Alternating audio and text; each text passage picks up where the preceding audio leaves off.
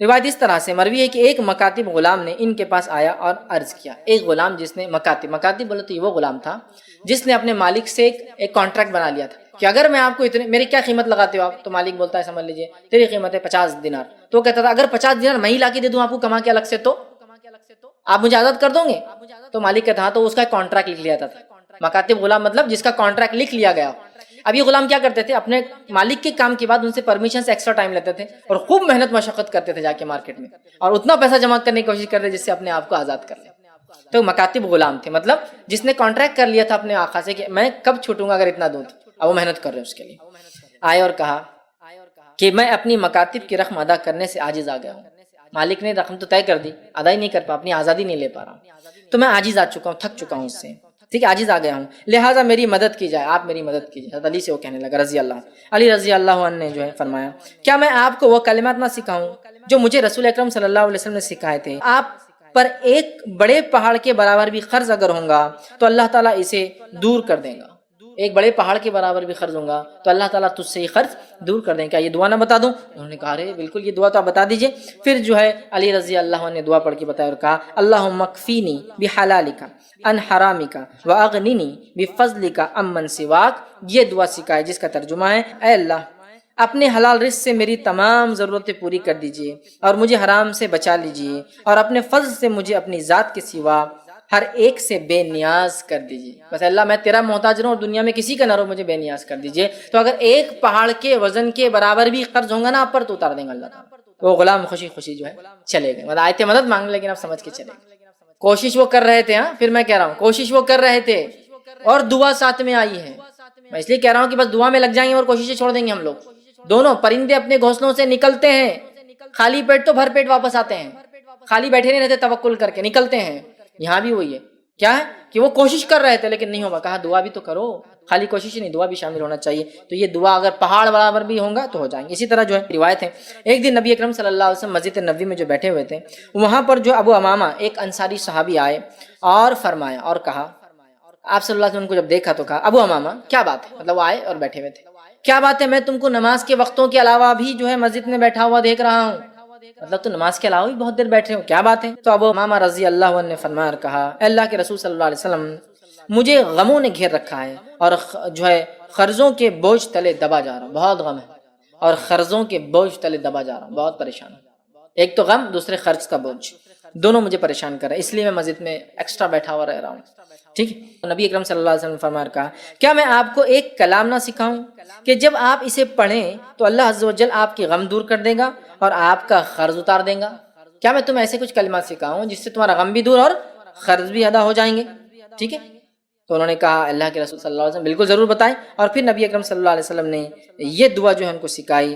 ٹھیک ہے. اور وہ بڑی دعا ہے جس کا ترجمہ اس طرح سے ہے اللہ میں غم و حزن سے تیری پناہ مانگتا ہوں اور کمزوری اور سستی سے تیری پناہ مانگتا ہوں، بزدلی اور بخیلی سے تیری پناہ مانگتا ہوں، قرض کے بوجھ اور لوگوں کے جو غلبے سے تیری پناہ جو ہے چاہتا ہوں. یہ دعا جو ہے نبی اکرم صلی اللہ علیہ وسلم کو وہ دعا سکھائی. تو کہا اگر یہ دعا پڑھ لے تو اللہ تیرے سارے غم دور کر دے گا اور ساری مشکلیں حل کر دے گا. دوسری دعا جامع ترمذی کی ہے، روایت کے اندر آپ صلی اللہ علیہ وسلم نے فرمایا جس کا ترجمہ یہ ہے کہ اللہ مجھ سے قرض دور کر دیجیے اور فقر اور فاقے سے میری کفایت کر دیجیے، مجھ سے قرض دور کر دیجیے اور فقر اور فاقے سے میری کفایت کر دیجیے.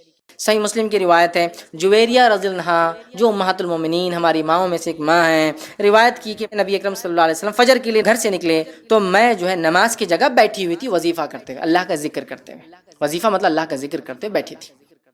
جب نبی اکرم صلی اللہ علیہ وسلم نماز صبح فجر کی تب سے بیٹھی ہوئی تھی، مطلب صبح سے بالکل ایک دم فجر پڑھ کے بیٹھ گئی تھی وظیفہ کرتے ہوئے. آپ سب فجر کی نماز فرض نماز کے لیے جا رہے. اس کے بعد رسول اللہ صلی اللہ علیہ وسلم چاشت کے وقت تشریف لائے واپس. چاشت کے وقت مطلب سورج نکلنے کے بعد آپ جو ہے گھر میں تشریف لائے، مطلب ایک کافی لمبا وقت، وہ کئی گھنٹے گزار چکی تھی اسی جگہ. واپس تشریف لائے تو دیکھا کہ جویریہ رضی اللہ عنہ اسی وقت تک اسی مسلح پر بیٹھی ہوئی ذکر کر رہی ہے. تب تک چارج مطلب کئی گھنٹوں سے اللہ کا ذکر کر رہی ہے. اللہ کے رسول نے پوچھا کیا تم جب سے بیٹھی ہو؟ تو انہوں نے کہا اللہ کے رسول صلی اللہ علیہ وسلم میں تب سے بیٹھی ہوں. اور اللہ کے رسول صلی اللہ علیہ وسلم نے فرمایا میں نے تمہارے بعد تم سے رخصت ہونے کے بعد 4 کلمے 3 بار پڑھے.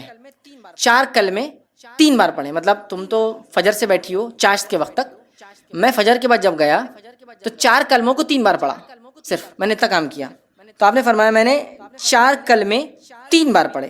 ایسے کہیں کہ اگر ان کا وزن تمہارے آج کے سارے دن کے وظیفے سے کیا جائے تو وہ 4 کلمے بھاری ہو جائیں گے. تم تو صبح سے اب تک بیٹھی ہو, میں نے صرف ایسے 4 کلمے پڑھے جو 3 بار پڑھے, تو اگر تم دن بھر بھی یہ وظیفہ کرتے رہو جو تم کر رہی ہو تو بھی میرے کلموں کے مقابلے میں نہیں پہنچ سکتی ہو. تو انہوں نے کہا اچھا کیا کلمے پڑھے آپ نے؟ تو اللہ کے رسول صلی اللہ علیہ وسلم فرمایا وہ کلمے یہ ہے, آپ نے فرمایا کہا سبحان اللہ عدد خلقی, سبحان اللہ عدد خلقی, سبحان اللہ کا لفظ عدد خلقی, اللہ تعالیٰ کی مخلوق کی تعداد کے برابر اللہ میں تیری تسبیح بیان کرتا ہوں, تیری مخلوق کے برابر تیری تسبیح بیان کرتا ہوں. کلمہ نمبر 2 پھر آپ نے فرمایا اور کہا سبحان اللہ رضا نفسی, جس کا معنی ہے اللہ تعالیٰ کی راضی ہونے تک میں اللہ تعالیٰ کی تسبیح بیان کرتا ہوں, اس کے راضی ہونے تک تسبیح بیان کرتا ہوں. تیسرا فرمایا سبحان اللہ زینت عرشی, اللہ تعالیٰ کے عرش کے وزن کے برابر میں اللہ تعالیٰ کی تسبیح بیان کرتا ہوں. پھر فرمایا سبحان اللہ مداد کلمتی, اللہ کے کلمات کو تحریر کرنے کے لیے جتنی سیاہی مطلوب ہے اس قدر یا اس کے برابر میں اللہ تعالیٰ کی تسبیح بیان کرتا ہوں. یہ 4 کلمات آپ نے 4 کلمات 3 بار کہے جو کہ دن بھر کے وظیفے سے زیادہ افضل ہے. سبحان اللہ کا لفظ ہے. دیکھیے سنیے سبحان اللہ عدد خلقی, سب کر سکتے ہیں ہم اور سب کی قبول بھی ہوتی ہے, تو دعا ہے. اسی طرح دعا نازل شدہ اور غیر نازل شدہ تمام آفت اور بلاؤں کا حل ہے. آپ صلی اللہ علیہ وسلم فرماتے ہیں, یہ جامع ترمذی کی روایت, آپ نے فرمایا اور کہا جو ہے دعا نازل شدہ آفات اور جو ابھی نازل نہیں ہوئی سب کے لیے نفع بخش ہے, لہٰذا اے اللہ کے بندو دعا ضرور کرو. مطلب جو بلائیں تم پر نہیں آئی اور جو بلائیں آئی ہوئی ہیں دونوں کو ٹالنے کا حل راستہ کیا ہے؟ دعا کرو. یہ نہیں کہا کہ اے امت مسلمہ کے ولیوں تم دعا کرو, سب سے کہا نا. اگر خاص ہوتی دعا کہ اللہ گناہ گار کی نہیں سنتا تو کہتے نام کہ اے امت مسلمہ کے نیک لوگو تم دعا کرو, اس لیے کہ جو بلا اتری ہے اور جو اترنے والی ہے وہ اسے ٹل جاتی ہے. نہیں کہا نا, تم سب دعا کرو. ٹھیک ہے, ہم سب سے کہا. اسی طرح دعا کرنے والے کو اللہ کبھی محروم نہیں رکھتے. دعا کے لیے ہاتھ اٹھانا یہ مسنون ہے, سنت طریقہ یاد رکھیے. آپ ہاتھ اٹھانا چاہیے دعا کے لیے, لیکن ہاتھ بہت لمبے نہیں پھیلانا, سوائے اس کے کہ آپ صلی اللہ علیہ وسلم عموماً جب ہاتھ اٹھاتے تو ہاتھ نزدیک ہوتے, ملے ہوئے ہوتے, حدیث میں آتا ہے ہاتھ ملے ہوئے ہوتے. ٹھیک ہے, اور جب آپ بہت شدت ہوتی تو ہاتھ کو دور نہیں کرتے, وہاں پر شدت کی دعا ہاتھ کھولتے جاتا ہو. جتنی شدت ہوتی دعا ہوتی کہ بدر میں آپ نے ہاتھ اتنے اوپر کیے تھے کہ آپ کے بغل نظر آ رہے تھے, اور بارش نماز استسقاء میں آپ اتنے اوپر ہاتھ کرتے الٹے کرتے کہ آپ کا بغل نظر آتا. تو دعا کی شدت جتنی زیادہ ہوں گی آپ ہاتھ اتنے اوپر اٹھائیں گے اللہ کی طرف, اوپر کی طرف. یہ عاجزی کی علامت ہے, اور ظاہر سی بات ہے بندہ ہاتھ اٹھا رہا ہے مطلب کچھ مانگ رہا ہے, ایک بھکاری کی حیثیت سے کھڑا ہے. ٹھیک ہے, عاجزی کی علامت ہے. میں یہ بھی نہیں کہوں گا کہ ہاتھ کھلے رکھنے دعا نیچے گر جاتی, ایسا نہیں ہے, یہ سب اللہ کا غائب کا معاملہ ہے. لیکن ہاتھ ملانا چاہیے, اور ہاتھوں کو آپ اس کی شدت کے اعتبار سے کیجیے, اور قبلے رخ ہونا بھی یہ سنت ہے, یاد رکھیں. ٹھیک ہے, تو آپ صلی اللہ علیہ وسلم فرمایا دعا کے لیے ہاتھ اٹھانا مسنون ہے, اور دعا جب کرتا ہے بندہ محروم. ابن ماجہ کی روایت آپ نے فرمایا اور کہا تمہارا رب بڑا حیا کرنے والا ہے اور بڑا سخی ہے, بہت دینے والا ہے. اس کو ایک تو شرم بہت آتی اور بہت سخی ہے, بہت دینے والا ہے. تو لہٰذا جب بندہ اس کے حضور میں ہاتھ اٹھاتا ہے تو اللہ کو شرم آتی ہے, میں کیسے نہیں دوں گا اس کو, ایک مطلب بہت حیا آتی ہے اس کو کہ کوئی اس کے در پر آئے مانگے اور وہ خالی ہاتھ چھوڑے. تو اللہ کے رسول نے جب بندہ ہاتھ اٹھاتا ہے تو اللہ بڑا حیا دار ہے, بڑا سخی دینے والا ہے, تو اس کو شرم آتی ہے, حیا آتی ہے کہ اس بندے نے جس نے ہاتھ اٹھایا اس کو خالی کیسے جانے دے. تو کچھ نہ کچھ ضرور ڈالتا ہے آپ کی جھولی میں, یاد رکھیے. یا تو چیز کے بدلے چیز, دعا کے بدلے, اس کے بدلے آخرت میں ثواب, یا اس کے بدلے ایک مصیبت ٹالتا ہے, اس لیے کہ اس کو حیا آتی ہے آپ کو لوٹانے کے اندر. ٹھیک ہے, تو ہاتھ اٹھانا ہمارا سنت ہے, اور اللہ دعا. اسی طرح جو ہے دعا کے تعلق سے بات آتی ہے, اس کے کچھ آداب ہیں, ان آداب کا بھی لحاظ رکھیں. ان آداب کا ہم لحاظ نہیں رکھیں گے تو ہو سکتا ہے دعا جو آپ کہتے ہیں قبول نہیں ہو رہی ہے, ہم کو لگ رہا ہے اس کا ہو سکتا ہے. آئیے سنیے, دعا مانگنے کے لیے جو ادب رکھنا, جامع ترمذی کی روایت ہے, ایک شخص آیا, 2 رکعت نماز پڑھی, نماز کے بعد اس نے دعا کی اے اللہ میری مغفرت کر, مجھ پر رحم کر, اور اس کے بعد چلا گیا. آپ نے کہا اس کی قبول نہیں ہوئی. صحابہ نے کہا اس کی قبول نہیں کیوں؟ تو آپ نے فرمایا جب دعا کرو تو سب سے پہلے اللہ کی حمد و ثنا کرو, تعریف بڑائی بیان کیجیے اللہ کی. سورہ فاتحہ ہے, سورہ اخلاص ہے, اللہ کی حمد و ثنا. اس کے بعد مجھ پر درود بھیجو, اور اس کے بعد اپنی حاجت رکھو. تو دوسرے صحابی نے سن لیا, فوراً گئے, نماز پڑھی, اس کے بعد الحمد ثنا کی, اور رسول اللہ صلی اللہ علیہ وسلم پہ درود بھیجا, اور اس کے بعد جو ہے اپنی دعا کے اللہ کے رسول نے فرمایا اس کی قبول ہوئی. یہ ادب ہے دعا کا, یاد رکھیے. نہیں کوئی ضروری نہیں کہ آپ جلدی میں ہو, مصیبت میں تو آپ سیدھے پکارے اللہ کو, لیکن جب آپ اطمینان سے دعا کر رہے ہیں تو ضرور اس ادب کا لحاظ رکھیے کہ پہلے اللہ کی حمد و ثنا, نبی اکرم صلی اللہ علیہ وسلم پر درود, اپنی حاجت اس کے بعد رکھیے, اور اس کے اندر بالخصوص اپنی مغفرت کے ساتھ شروع کیجیے, اللہ میری مغفرت, اس کے بعد میرے فلاں عمل. ٹھیک. اسی طرح دعا جامع ہو, کم الفاظ والی ہو, اور 2 ٹوک ہو, ڈائریکٹ ٹو پوائنٹ ہو. جامع سمجھتے آپ, کم الفاظ والی. آپ صلی اللہ علیہ وسلم لمبے الفاظ پسند نہیں کی دعا میں, خوب لمبے اشعار پڑھ رہے, یہ پڑھ نہیں, جامع ہو.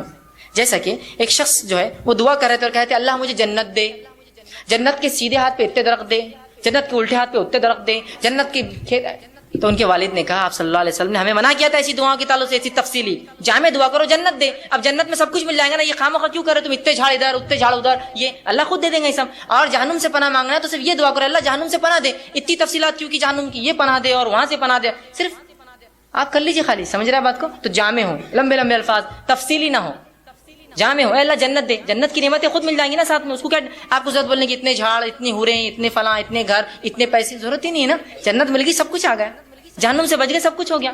اتنا کیوں کہ اللہ جہنم کے وہ حصے سے نجات دے اور وہ حصے سے نجات دے اور وہ حصے سے، حالیہ بول دیجیے بس. بات سمجھ رہے ہیں آپ؟ ٹھیک ہے. تو جامع ہو اور دو ٹوک. یہ دعا کوئی نہ کرے اللہ تو بہتر سمجھے تو دے، یہ دعا درست نہیں. کیوں؟ اللہ پہ کوئی اتھارٹی ہے کہ جو بہتر سمجھے گا اور نہیں سمجھے گا؟ اس کے پاس تو پوری ملکیت ہے، وہ تو دے ہی سکتا ہے. آپ مانگیے کیا مانگنا ہے آپ کو، بولیے اپنے ڈور اللہ یہ چیز مجھے خیر ہے تو دے دے، ختم. تو چاہے تو خیر دے دے، یہ کوئی آپشن نہیں. اللہ کے اوپر کیا کوئی باس ہے اس کا جو اس کو وہ کرے گا کہ تو چاہے تو مطلب وہ کسی سے پوچھے؟ ڈائریکٹ اپنے دو ٹوک الفاظ میں کیجیے اللہ یہ چیز خیر ہو تو دے دے، بس ختم. دو ٹوک ہو، مضبوط الفاظ ہو، جامع الفاظ ہو، کم الفاظ ہو اور اپ ٹو دا پوائنٹ ہو دعا اپنی. اور یہ نہیں کہ اللہ کو آپشنز کے ساتھ تو بہتر سمجھے تو دے، بلکہ آپ نے کہا سیدھے اپ ٹو دا پوائنٹ. آپ کہے اللہ اگر خیر ہو تو یہ چیز مجھے دے دے، شر ہو تو اس سے محفوظ رکھ، ختم ہو گیا. دو ٹوک الفاظ میں کہے، یہ نہ کہے صحیح بخاری کی روایت یہ نہ کہے کہ جو اللہ تو چاہے تو، بلکہ اللہ کے اوپر کوئی بڑا نہیں، اس کا حاکم نہیں ہے کوئی، وہ خود سنتا ہے، لہٰذا دو ٹوک الفاظ میں دعا کرو. اسی طرح دعا مانگتے ہوئے دعا کی قبولیت کا آپ کو یقین رکھنا ہوگا دل میں. جب آپ شک سے دعا کریں گے نا، ہوتی نہیں ہوتی چلو کر لیں گے، لیکن اب دعا نہیں ہوتی قبول آپ کی، اب نہیں ہوتی، چونکہ آپ ایسی بارگاہ میں جا رہے ہیں جو اتنا غنی ہے، جو کسی کو لوٹاتا نہیں ہے. اور وہاں جاتے وقت فقیر یہ سوچے کہ ملے گا نہیں ملے گا، چلو مانگ لیتے ہیں، پھر نہیں ملتا. مانگنے والے کو بالکل ڈٹ کر جانا چاہیے کہ اس دربار سے کوئی واپس نہیں جاتا. یہاں تو بھر دے جھولی کس کس سے چالو ہے. تو آپ یقین کریں کہ دعا قبول ہونے والی میری، وہ 3 شکلوں میں، وہ یاد رکھیں ہمیشہ. اور پھر دو ٹوک الفاظ میں کیجیے، یقین کے ساتھ کیجیے اللہ قبول کریں گا. اور دعا پوری توجہ اور یکسوئی سے کیجیے، دعا میں خشوع ہو، جیسا نماز، روزہ، زکوٰۃ، حج، ذکر و اذکار، تلاوت قرآن میں خشوع، تو اسی طرح خشوع ہو. یہ نہیں کہ آپ بہت سے لوگ دعا کرتے ہیں ہاتھ چالو ہے، کچھ تو بھی چل رہا ہے بس، مطلب کوئی ان کو دعا میں خشوع نہیں، بس اور یہاں آمین چل رہا ہے معاملہ. خشوع کے ساتھ اسماعیل علیہ السلام کی اثر سے، لیکن ہزاروں سال بعد دعائیں رائے گاہ نہیں جاتی ہے، اثر لاتی ہی اثر ہو فوراً یا بعد میں. اور بعد کی فوراً کی مثال میں رکھ دی، بعد کی مثال بھی رکھ دی آپ کے سامنے. تو اللہ کے رسول ابراہیم علیہ السلام کی دعا قبول ہوئی، ہر دعا قبول ہوتی ہے، میری آپ کی بھی ہوتی ہے، لیکن فوراً نہیں ہوئی. کئی ہزار سال بعد اسی نسل میں اسماعیل علیہ السلام سے ایک نبی آئے. دعائیں خوب دیجیے، خوب دعائیں دیجیے. یہ دعائیں پتہ نہیں کب اثر لائیں، کتنے نسل بعد لائیں گی. ابراہیم علیہ السلام کی دعا ہزاروں سال بعد رنگ لائی، 3000 3,500 4,000 سال بعد.